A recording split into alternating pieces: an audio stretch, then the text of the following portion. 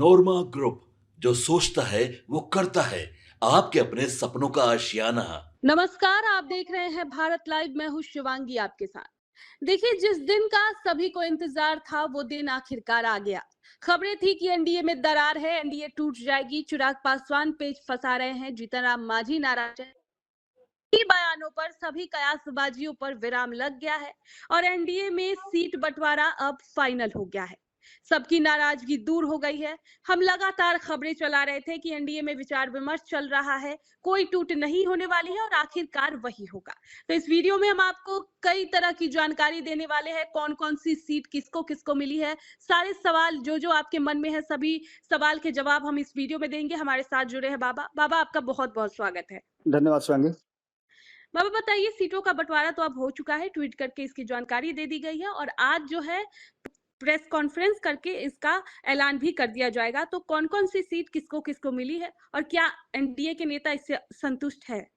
देखिए शिवांगी, हम लोगों ने लगातार जो खबरें अपने चैनल के माध्यम से बिहार की जनता को और देश भर को बताया है, उस खबरों जी। में हमने एनडीए के सीट शेयरिंग के फॉर्मूले को बताया था। वो फॉर्मूला बिल्कुल ही सटीक बैठा है। हमने जी। 101 अ, 28 से 30 और 7 और 6 बताया था। जी। लगभग उसी अंदाज से सीट शेयरिंग का समझौता भी हुआ है और सभी संतुष्ट भी हैं। हालाँकि कुछ नाराज़गी ज़रूर रही है। जिन लोगों को कम सीटें मिली हैं, वो निश्चित रूप से नाराज़गी तो उनकी होगी ही, क्योंकि उनको अपने पार्टी के कार्यकर्ताओं को और जो चुनाव लड़ने वाले थे, उन लोगों को भी समझाना होगा। इन सब में जी। हमने कल ही बता दिया था। कल तो हमने सीट शेयरिंग के जो नंबर्स थे, उसके साथ-साथ हमने कई सीटों के बारे में बताया भी था। जैसा कि हम्म। हमने कल खबर करके बताया भी था कि जनता दल यूनाइटेड की सीटें हमने बता दी थी। हमने बता दिया था कि हिंदुस्तानी अवाम पार्टी कौन-कौन सी सीट पे लड़ेगी। वहीं हमने राष्ट्रीय लोक मोर्चा के साथ-साथ लोक जनशक्ति पार्टी रामविलास के बारे में भी बता दिया था कि कौन-कौन सीट पे चुनाव लड़ेंगे। सिर्फ़ जी। हमने भारतीय जनता पार्टी की सीटें नहीं बताई थी। आज हम भारतीय जनता पार्टी किन-किन सीटों पे चुनाव लड़ेगी वो तो बताएँगे ही। इसके साथ-साथ जो हमारे पास मीडिया रिपोर्ट और इंटरनल खबरें आ रही हैं, उन खबरों के हिसाब से जो जनता दल यूनाइटेड की सीटें तय हुई है, पहले उससे शुरुआत हम करते हैं। और जनता दल यूनाइटेड जिन सीटों पे चुनाव लड़ेगी, उसमें से जी। उनके 45 विधायक तो ऑलरेडी मौजूद हैं। इनमें से कुछ लोगों के टिकट कटे भी हैं, लेकिन अधिकांश लोगों को इस बार फिर से रिटेन किया गया है हम्म। और उनको चुनाव लड़ाया जाएगा। इसमें बड़हरिया बड़हरिया में इस बार उम्मीदवार बदलने की संभावना तेज है, क्योंकि यहाँ पर जो पुराने विधायक थे, वो कहीं न कहीं नाराज नज़र आ रहे हैं, जी। जो पिछली बार हार गए थे। इसके अलावे आपको बता दें कि महनार की सीट, वैशाली की सीट, अमरपुर, वाल्मीकि नगर, फुलपरास, धमदाहा, आपको पता ही है कि यहाँ से लेसी सिंह चुनाव लड़ती हैं, कुचायकोट, बरारी, जी। जी। रून्नीसैदपुर, हरलाखी, सुपौल। सुपौल भी आपको पता है कि यहाँ पर विजेंद्र यादव जो हैं वो चुनाव लड़ते हैं और लगातार वो 8वीं 9वीं बार यहाँ से लड़ेंगे। निर्मली, हम्म। मोकामा, पिपरा, केसरिया, संदेश, आलमनगर, जहानाबाद, घोसी, बिहारीगंज, हथुआ, भोरे, सराय रंजन, ये भी काफ़ी हॉट सीट हो गई है, क्योंकि विजय चौधरी यहाँ से चुनाव लड़ते हैं। और इस बार जी। विजय चौधरी को लेकर के भी कहा जा रहा था कि वो बदल सकते हैं, लेकिन विजय चौधरी पर भरोसा किया गया है। उनका सीट यथास्थिति बरकरार सराय रंजन रहा है, यहाँ बहुत काम भी उन्होंने किया है। बात करें तो सोनबरसा शिवहर की सीट भी आपको पता है कि पाला बदल करके आए थे चेतन आनंद, उनके लिए ये सीट रिजर्व है। कांटी, वारिसनगर, बरबीघा, ये भी आपको पता है। सुल्तानगंज, बेलहर, बहादुरपुर, कल्याणपुर, सकरा, रुपौली, धमदाहा, ठाकुरगंज, जमालपुर, जगदीशपुर, धौरैया, झाझा, राजपुर, अस्थामा, इस्लामपुर, हिलसा, नालंदा, हरनौत की सीट काफ़ी हॉट सीट। आपको पता है कि इस पर खूब चर्चा चल रहा था जी। कि नीतीश कुमार के पुत्र लड़ेंगे। वहीं फुलवारी शरीफ में एक बार फिर से श्याम रजक देखे जा सकते हैं। मसौढ़ी की सीट भी इस बार जदयू के पाले में ही है। इसके अलावे आपको बता दें कि चिराग पासवान की सीटों पर हमने कल जो नंबर बताए थे और इसके साथ-साथ जो हमने सीटों का आंकड़ा दिया था, वो भी लगभग उसी अंदाज में देखने को मिल रहा है। यहाँ पर बखरी, साहेबपुर कमाल, तारापुर, रोसड़ा, राजापाकड़, लालगंज, हायाघाट, इसके अलावे एकमा, मढ़ौरा, अगियाँव, ये सभी सीटें हैं। अगियाँव के अलावे जो सीट है ओबरा की है, अरवल की सीट है, बोधगया की सीट है, फतुहा की सीट है, ये भी काफ़ी हॉट सीट होने वाली है। आपको याद होगा शिवांगी कि हमने एक खबर किया था जिसमें हमने बताया था कि यादवों का वोट यदि काटना है तो उसके लिए कहीं न कहीं एक बार फिर से चिराग पासवान पर भरोसा करना पड़ेगा। और चिराग जी। पासवान जी। ने कई यादव नेताओं को, युवाओं को अपने फ्रेम में रखा है। अब देखना होगा कि किसे टिकट देते हैं।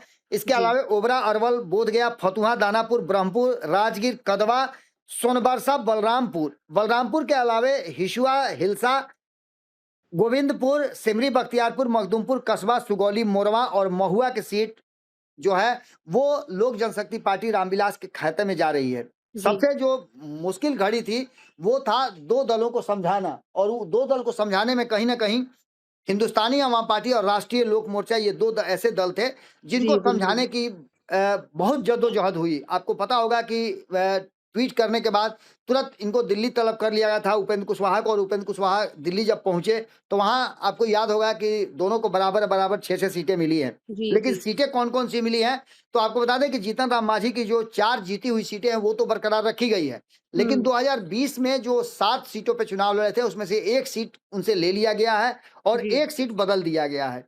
इमामगंज, बाराचट्टी, टिकारी और सिकंदरा ये बरकरार रखी गई है। इमामगंज से जैसा कि आप जानते हैं कि दीपा मांझी यहाँ चुनाव लड़ी थी, जीत गई हैं। 2020 में यहाँ से जीतन राम मांझी जीत के आए थे। जब 2024 में वो लोकसभा के लिए निर्वाचित हो गए तो उनकी बहू जो हैं उनको इमामगंज से खड़ा किया था, दीपा मांझी को, और इसके अलावे वो वहां से चुनाव मैदान में उतरी थी और जीत भी गई थी। इसके बाद आपको पता है कि यहाँ पर उन्हीं को इस बार फिर से मैदान में उतारा जाएगा। वहीं अगर बात करें बाराचट्टी की तो जीतन राम मांझी की समधन है और दीपा मांझी की मां है ज्योति मांझी, वो वहां से चुनाव लड़ती हैं और जीतती आ रही हैं। बाराचट्टी से जी उन्हें टिकट दी जाएगी, टेकारी से अनिल कुमार हैं और सिकंदरा से प्रफुल्ल मांझी हैं, इनको टिकट दिया जाएगा। वहीं एक अतरी और कुटुंबा, ये 2 सीटें बढ़ी है। अतरी की सीट पर कहा यह जा रहा है कि 3 संभावित नाम है, इसमें से किसको दिया जाता है। वहीं कुटुंबा की सीट भी गई है हिंदुस्तानी अवाम पार्टी के पास। बात करें हम राष्ट्रीय लोक मोर्चा की तो राष्ट्रीय लोक मोर्चा में जो सीटें गई हैं उसमें सासाराम की सीट है, दिनारा की सीट है, उजियारपुर की सीट है। दिनारा सीट के बारे में अगर आपको हम बता दें तो दिनारा की काफी हॉट सीट रही है और यहाँ की सीट में काफी कुछ देखने को मिल रहा है। दिनारा की सीट पर आप देखी होंगी कि एनडीए गठबंधन में भाजपा और जदयू दोनों के दिग्गज इसमें तैयार थे। उजियारपुर की सीट कहा जा रहा है कि दी जाएगी, उजियारपुर या जगदीशपुर में से एक सीट दी जाएगी। तो वहीं बाजपट्टी जो है, बाजपट्टी और मधुबनी, इनमें से एक सीट जो है वो देने की बात चल रही है। आपको बता दें कि ये 6 सीटें तय हुई हैं और इन सीटों पे कहीं ना कहीं अब ये फाइनल फैसला हो गया है। एक आध सीटों के उलट पुलट के चलते ही इसको प्रेस कॉन्फ्रेंस करके फाइनल नहीं किया गया है। पहले राउंड जी की 101 सीटों पे उम्मीदवार उतारने की प्रक्रिया और उम्मीदवारों को लगभग सभी दल ने अपने अपने हिसाब से, एनडीए के जो घटक दल हैं उन्होंने कह दिया है। आज कई दलों की इंटरनल मीटिंग भी हो रही है जिसमें उम्मीदवारों को ये कह दिया जाएगा कि आप अपनी तैयारी कर लें और संभावना है कि कल मंगलवार है, मंगलवार से नामांकन की प्रक्रिया भी शुरू हो जाएगी। 17 तारीख जी तक पहले राउंड का नामांकन है, हालांकि हम्म दूसरे राउंड के नामांकन की प्रक्रिया भी शुरू हो गई है, 20 तारीख तक वो भी है। तो आप देखिएगा तो सीटों का जो अनाउंसमेंट है वो एक साथ ही हो सकता है कि 243 सीटों का हो जाए। एनडीए गठबंधन आज शाम तक या कल सुबह किसी भी वक्त बैठ करके ये फैसला कर सकता है। थोड़ी सी जी जो सीटों को लेकर के पेच फंसा हुआ है उसे भी बहुत हद तक सुलझा लिया जाएगा।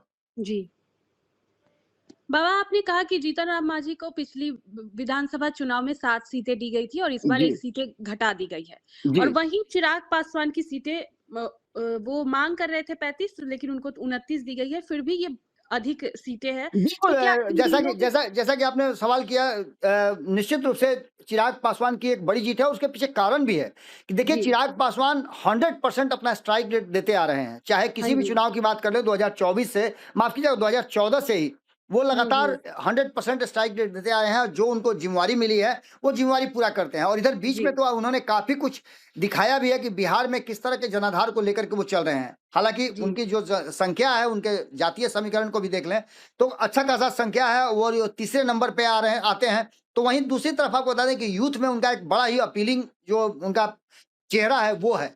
खास जी करके बाबा इंडिया गठबंधन के लिए स्टार प्रचारक के रूप में उनकी भूमिका बड़ी बड़ी रही है। 2024 जी में भी इसको हमने देखा है कि अपनी तो 100% स्ट्राइक रेट पर वो काम किए ही, लेकिन इसके अलावे उन्होंने और भी कई ऐसी बातें हैं जिसको लेकर के काफी कुछ काम किया है। और 2024 के चुनाव में जहां जहां उन्होंने चुनाव प्रचार किया है वहां वहां भारतीय जनता पार्टी हो, जनता दल यूनाइटेड हो या अन्य दल हो, सभी के लिए जी उन्होंने चुनाव प्रचार किया और उस पर रिजल्ट भी ला करके उन्होंने दिखाया है। यानी कि उनके समाज का जो वोट है वो 100% या कहा जाए तो 80 से 90% वोट ट्रांसफर हो रहा है और युवाओं की अपील जो है वो खास करके प्रभावित कर रही है भारतीय जनता पार्टी और जनता दल यूनाइटेड, क्योंकि लक्ष्य बड़ा रखा गया। 200 का लक्ष्य रखना का मतलब होता है कि आपको चीजों को बहुत बारीकी से देखना होगा और माइक्रो लेवल पे फैसले भी लेने पड़ेंगे, जिसका असर देखने को मिल रहा है कि कहीं ना कहीं चिराग पासवान को जो उनकी डिमांड थी 30 से ज्यादा, उस पर लगभग मुहर लग गई है।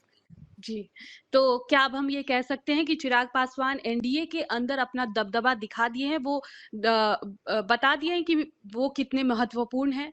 बिल्कुल, उन्होंने ये तो बता ही दिया है और इसके साथ-साथ आपको बता दें कि भारतीय जनता पार्टी ने भी चिराग पासवान के लिए कई सीटों पे समझौता किया। जो भारतीय जनता पार्टी की सीटों की बात हम बता रहे थे कि 101 सीट पर जिनको चुनाव लड़ना है उन पर, जी, उसमें से अधिकांश तो आपको पता है, मैंने पहले ही बताया कि 80 सीटें तो उनके खुद जीते हुए विधायक हैं, कुछ लोगों के सीट इधर-उधर होंगे। लेकिन जो जी, जिन जी। सीटों की लिस्ट हमारे पास आई है, उसमें आपको बता दें कि रामनगर है, इसके अलावा लौकहा है, बगहा है, नौतन है, बेतिया है, रक्सौल है, हरसिद्धि है, मोतिहारी है, परिहार है, बेनीपट्टी है, राजनगर है, नरकटियागंज है, ढाका है, लौरिया है, खजौली है, सीतामढ़ी है, चिरैया है, रीगा है, बथनाहा है, मधुबनी है, पिपरा है, मधुबन है, भागलपुर है, बांका है, मुंगेर है, लखीसराय है, वैशाली है, मुजफ्फरपुर है, सारण है, हायाघाट है, दरभंगा है, झंझारपुर है, छातापुर है, बनमनखी है, कटिहार है, बिस्फी है, गया शहर है, वजीरगंज है, आरा है, मोहनिया है, भभुआ है, जमुई है, बक्सर, चेनारी, पटना साहिब, विक्रम, बाढ़, दीघा, कुम्हरार और बांकीपुर की सीटें दी गई है। इसके अलावा भी कुछ सीटें हैं जिस पर अंतिम समय में आपको फैसला एक आध 2 सीटों पर परिवर्तन होने की उम्मीद जताई जा रही है। उम्मीदवारों के मजबूती पर निर्भर करता है। अभी भी मंथन का दौर चल रहा है। इंटरनल मंथन के बाद ये सब कुछ खुल करके सामने आ जाएगा। जी, बहुत-बहुत शुक्रिया बाबा। तो ये थी बिहार एनडीए के सीट बंटवारे की भीतर की बात। अब सबकी नज़रें आज की होने वाली प्रेस कॉन्फ्रेंस पर टिकी हुई है। क्या कुछ ऐलान होता है वो देखने वाली बात होगी। अभी के लिए बस इतना ही। अगर आपका कोई सवाल है तो कमेंट बॉक्स में हमें ज़रूर बताएं। आपके सपनों को हमने सजाया है। ई होम्स पैनोरामा को हमने बनाया है। ई होम्स मेरा एक सपना था जिस पे मैं पिछले 4 साल से काम कर रहा था। हमने जो बनाया है वो सबने है माना। ई होम्स पैनोरामा में हो आपका भी आशियाना।